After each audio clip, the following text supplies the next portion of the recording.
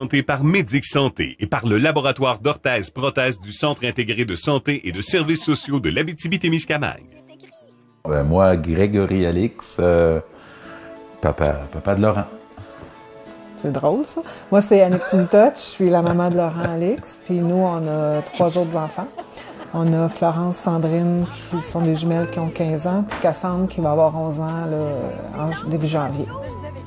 Ben, ça a commencé, Annick est enceinte, on a passé une clarté nucale, puis ils ont décelé une anomalie. Puis passé des tests, puis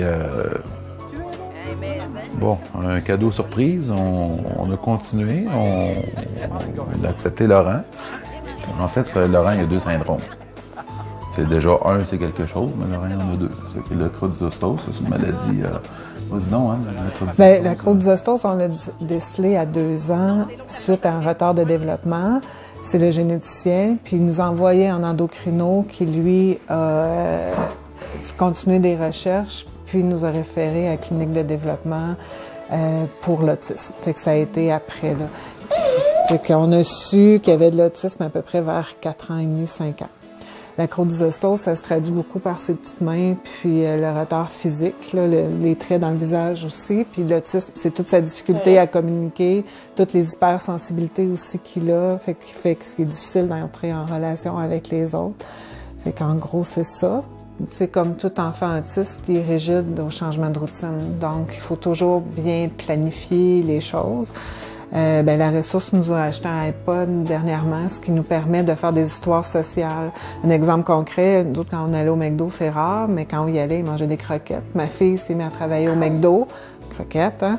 Puis là, quand on allait chercher ou porter Sandrine, clairement, pour lui, c'était la crise parce qu'il voulait manger des croquettes. Mais là, il n'était pas question qu'on mange des croquettes 3 fois par semaine, 2 fois par jour quand on y allait.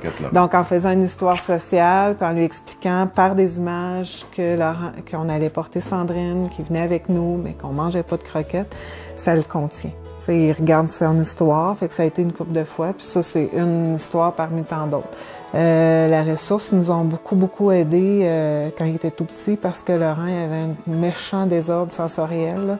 Il y avait des hypersensibilités, des hyposensibilités. Donc, on a eu besoin de matériel comme une camisole, comme une couverture lourde, entre autres, là, une balançoire aussi. À ce moment-là, moi, ce que j'ai été impressionnée, c'est qu'on s'assurait que la ressource n'en avait pas en banque.